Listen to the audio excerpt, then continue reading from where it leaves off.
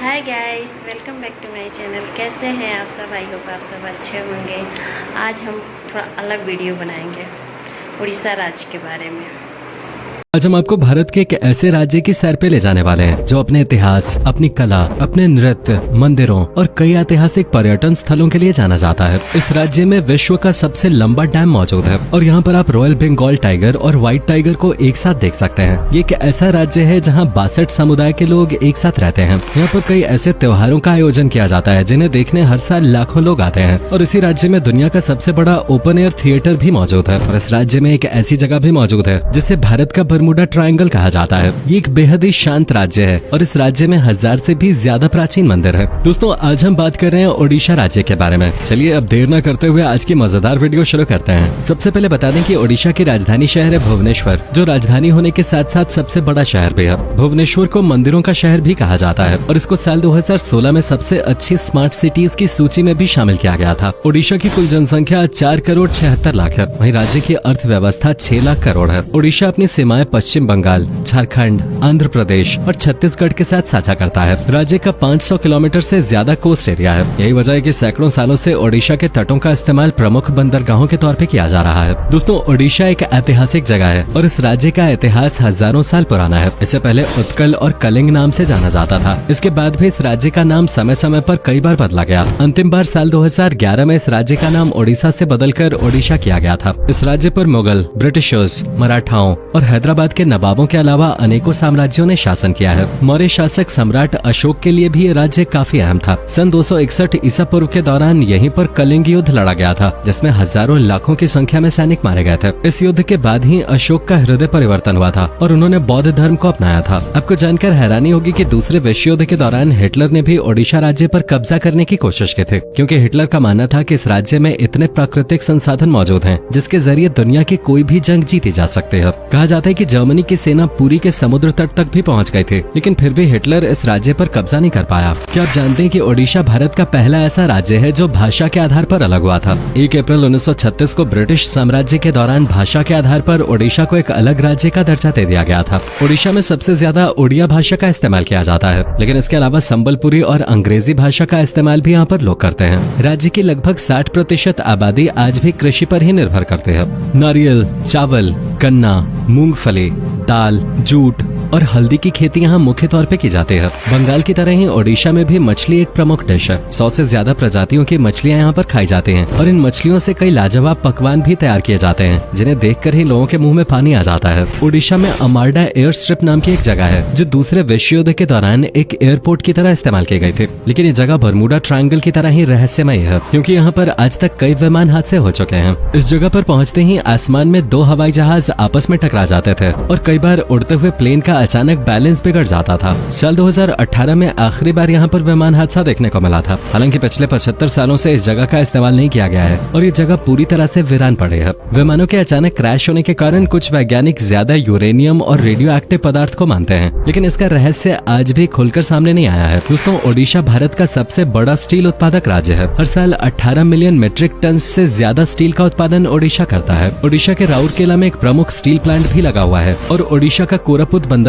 भारत का सबसे बड़ा बंदरगाह है। आपको बता दें कि ओडिशा राज्य में एक ऐसा पत्थर पाया गया था जो विश्व का सबसे पुराना पत्थर माना जाता है। मयूरभंज में पाया गया एक पत्थर लगभग 3 करोड़ साल पुराना है। वहीं हमारा प्लेनेट 4.5 करोड़ साल पुराना है। दोस्तों, ओडिशा विभिन्न संस्कृतियों वाला एक अनोखा राज्य है। यहाँ पर आपको कई हरे भरे जंगल, मंदिर, सुंदर झरने और शांत जगहें देखने को मिलेंगे। ओडिशा में 62 समुदाय के लोग रहते हैं। आर्ट और कल्चर के मामले में भी ये राज्य काफी संपन्न है। विश्व प्रसिद्ध सैंड आर्टिस्ट सुदर्शन पटनायक ओडिशा के ही रहने वाले हैं। इनके सैंड आर्ट को आपने अक्सर सोशल मीडिया पे वायरल होते हुए भी देखा होगा। सुदर्शन पटनायक का नाम Guinness book of world records में भी दर्ज है। ओडिशा आज पूरी तरह से चाइल्ड लेबर से मुक्त हो गया है। जी हाँ, यहाँ पर आपको कोई भी बच्चा मजदूरी करता नजर नहीं आएगा और अगर कोई बच्चों से मजदूरी कराता है तो उसे सख्त से सख्त सजा दी जाती है। बता दें कि ओडिशा के कई जिलों में सोने और चांदी की तारों का बेहद बारीक काम होता है, जो कि हाथों से किया जाता है। ये काम इतना बारीक होता है कि सिर्फ कुशल कारीगर ही इसे कर सकते हैं। इस कला को फिलिग्री कहते हैं। कई बार गणतंत्र दिवस के परेड के दौरान भी ओडिशा राज्य द्वारा अपनी इस कला का नमूना पेश किया जा चुका है। ओडिशा की संबल साड़ी भी काफी फेमस है। हैंडलूम की ये साड़ियाँ कॉटन और सिल्क से बने होते हैं। ओडिशा में हर साल कई प्रकार के त्योहारों का आयोजन किया जाता है। पुरी में आयोजित होने वाली भगवान जगन्नाथ की यात्रा के बारे में तो आपने सुना ही होगा। लाखों की संख्या में श्रद्धालु इकट्ठा होकर भगवान जगन्नाथ के रथ को खींचते हैं। कलिंग फेस्टिवल भी यहाँ का एक प्रमुख त्योहार है। दशहरा और दुर्गा पूजा जैसे पर्व भी ओडिशा में धूमधाम से मनाए जाते हैं। झाऊ महोत्सव,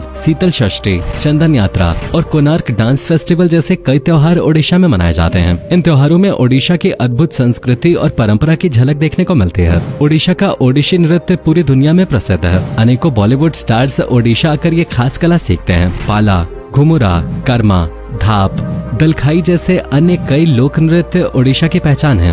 ओडिशा राज्य का खाना भी लाजवाब होता है। ओडिशा आकर अगर आपने यहाँ का स्ट्रीट फूड नहीं चखा तो आप काफी कुछ मिस कर सकते हैं। दही बड़ा, आलू दम और पहाल रसगुल्ला, छेने से बनी मिठाइयाँ और भेलपुरी तो ओडिशा में फेमस है ही, लेकिन ओडिशा की सबसे प्रमुख डिश का नाम दालमा है। इसके अलावा क्रैब, चिकन, मटन और मछलियों की भी कई डिशेज आपको यहाँ खाने को मिलेंगे। ओडिशा राज्य साफ सुथरा माना जाता है। खासतौर पर यहाँ के बड़े शहरों में आपको काफी साफ सफाई देखने को मिलेगी। देश को सैन्य रूप से मजबूत बनाने में भी ओडिशा का महत्वपूर्ण योगदान रहा है। फाइटर प्लेन तेजस एयरक्राफ्ट बनाने के दौरान ओडिशा के डॉक्टर कोटा हरि नारायण ने ही पूरी टीम को लीड किया था। ओडिशा के एपीजे अब्दुल कलाम आइलैंड पे अक्सर मिसाइल की टेस्टिंग की जाती है। भारत के शक्तिशाली मिसाइल्स जैसे आकाश, पृथ्वी, ब्रह्मोस और अग्नि जैसी कई मिसाइल्स का परीक्षण इसी आइलैंड पे किया गया है। दोस्तों, ओडिशा राज्य अपने मंदिरों के साथ साथ अपने नेशनल पार्क्स के लिए भी जाना जाता है। चलिए अब हम आपको ओडिशा में घूमने लायक प्रसिद्ध जगहों के बारे में बता देते हैं। ओडिशा के पुरी में स्थित भगवान जगन्नाथ का मंदिर पूरे राज्य का सबसे प्रसिद्ध दार्शनिक स्थल है। 4 धामों में से एक धाम यही मंदिर है। 12वीं शताब्दी के दौरान इस मंदिर का निर्माण कराया गया था। इसमें भगवान जगन्नाथ के साथ साथ बलभद्र और देवी सुभद्रा की आराधना भी की जाती है। यहाँ पर रोजाना 10,000 से ज्यादा लोग भोजन भी करते हैं। 200 चूल्हे और 400 रसोइये इस मंदिर की विशाल रसोई में काम करते हैं। पुरी का बीच भी सैलानियों के बीच काफी लोकप्रिय है। सर्फिंग के दीवानों के लिए ओडिशा जन्नत से कम नहीं है। यहाँ हर साल सर्फ फेस्टिवल का आयोजन होता है, जिसमें देश विदेश से लोग अपनी अद्भुत प्रतिभा का प्रदर्शन करने आते हैं। ओडिशा के भुवनेश्वर शहर की स्थापना राजा शिशुपाल द्वारा की गई थी।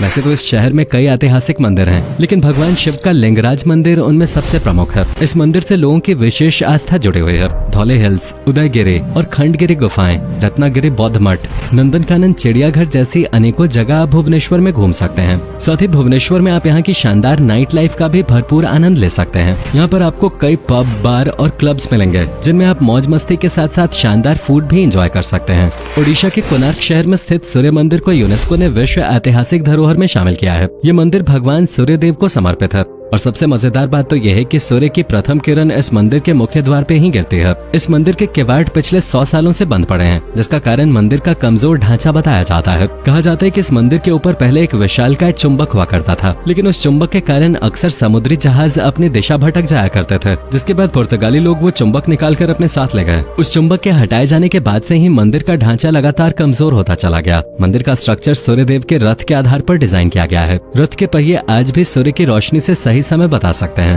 जयपुर ओडिशा की वो जगह है जो प्रकृति प्रेमियों के लिए जन्नत से कम नहीं है। यहाँ के हरे भरे जंगल, घाटियाँ, झरने हर किसी का मन मोह लेते हैं। कई प्रवासी पक्षी भी आपको यहाँ देखने को मिलेंगे। यहाँ दरिंगबाड़ी नाम का एक गाँव है, जिसको ओडिशा का कश्मीर कहा जाता है। यहाँ 3000 फीट की ऊंचाई पर स्थित एक हिल स्टेशन है और ये ओडिशा की एकमात्र जगह है जहाँ सर्दियों में बर्फबारी होती है। ओडिशा के पंपोश इलाके के हनुमान वाटिका में 108 फीट ऊंची हनुमान जी की प्रतिमा लगी हुई है, जो पूरे राज्य की सबसे बड़ी मूर्ति है। सिलमीपाल वाइल्ड लाइफ सैंक्चुअरी भी ओडिशा आने वाले पर्यटकों के बीच काफी लोकप्रिय है। कटक ओडिशा का दूसरा सबसे बड़ा शहर है और पुराने समय में ओडिशा की राजधानी हुआ करता था। इस शहर का इतिहास 1000 सालों से भी ज्यादा पुराना है। यहाँ पर आप Mahanadi barrage, Bhitarkanika wildlife sanctuary, Bhattarika temples जैसी जगहों पे घूमने के लिए जा सकते हैं। पारादीप बंदरगाह ओडिशा का एक प्रमुख बंदरगाह है। यहाँ के समुद्री तट पे सनसेट का नजारा देखना काफी अच्छा लगता है। ओडिशा में ही स्थित चिलिका लेक एशिया की सबसे बड़ी खारे पानी की झील है। यहाँ पर आप बोटिंग के साथ साथ 160 से ज्यादा प्रजातियों के पक्षी देख सकते हैं। ओडिशा का हीराकुंड डैम दुनिया का सबसे लंबा बांध है, जिसकी लंबाई 56 किलोमीटर है। हीराकुंड डैम 1956 में बनकर तैयार हो गया था। साथ ही बता दें कि ओडिशा के मध्य में सियालिया नाम का एक गाँव है, जहाँ लोग रात को भी अपने घरों के दरवाजे खुले रख के ही सोते हैं। ओडिशा की हुमा मंदिर संबलपुर शहर से 23 किलोमीटर की दूरी पर और महानदी नदी के बाएं किनारे पर स्थित है। हुमा मंदिर की खासियत ये है कि ये एक लीनिंग टेम्पल है। ये एक शिव मंदिर है जो कि संबलपुर के 5वें राजा बलियर सिंह के शासनकाल में बनाया गया था। ओडिशा में दुनिया का सबसे सबसे बड़ा ओपन एयर थिएटर है। इसमें धनु यात्रा